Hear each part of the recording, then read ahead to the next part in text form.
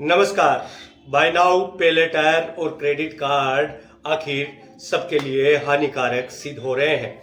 RBI के deputy governor ने भी इसके बारे में बात की है। बाय नाउ पे लेटर यानी कि अभी खरीदें बाद में भुगतान करें जैसी योजनाएं और क्रेडिट कार्ड के जरिए खर्च तत्काल उपभोग को बढ़ावा देते हैं और युवा पीढ़ी की बचत कम करते हैं। भारतीय रिजर्व बैंक के deputy governor Michael Devvrat Patra ने यह बात कही है। उन्होंने ये भी कहा कि ये रुझान तत्काल उपभोग को बढ़ावा देते हैं लेकिन बचत को कम करते हैं, जिससे मौद्रिक और नियामकीय नीति निर्माण के लिए नई चुनौतियां सामने आती हैं।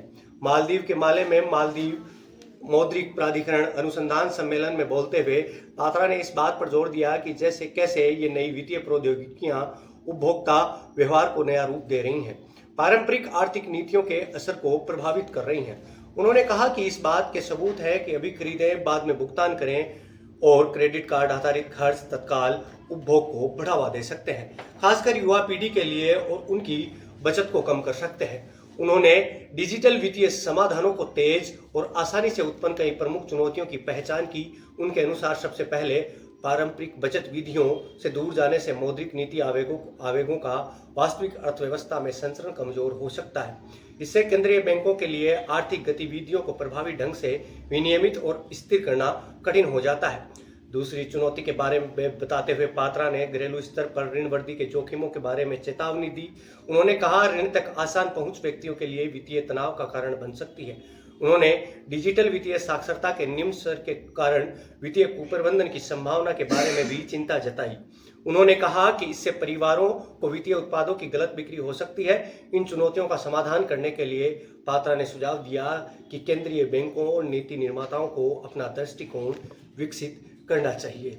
आपको भी सोच समझकर ही किसी प्रकार का लोन लेना चाहिए, चाहे वो आपका होम लोन हो, चाहे वो आप क्रेडिट कार्ड से कुछ खरीद रहे हो।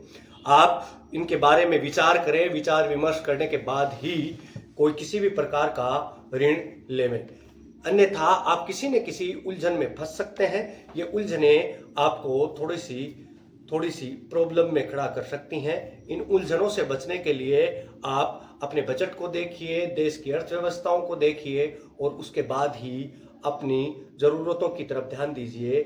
आप अपनी ज़रूरतों के हिसाब से यदि लोन पर चलने लगे तो ये थोड़ा सा आपके लिए मुश्किल हो जाएगा, आपको तनावग्रस्त कर सकता है। अब तो भारत के आरबीआई गवर्नर ने भी इसके बारे में बात की है, यानी कि बात गंभीर है।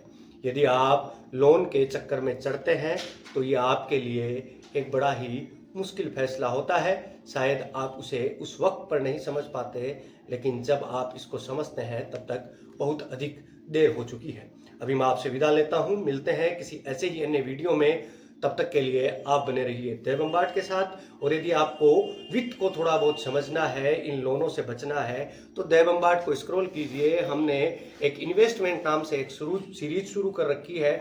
उसमें हम आपके लिए आपको कहाँ निवेश करना चाहिए ताकि आप इन वित्तीय लेन देनों को सुदृढ़ कर सकें।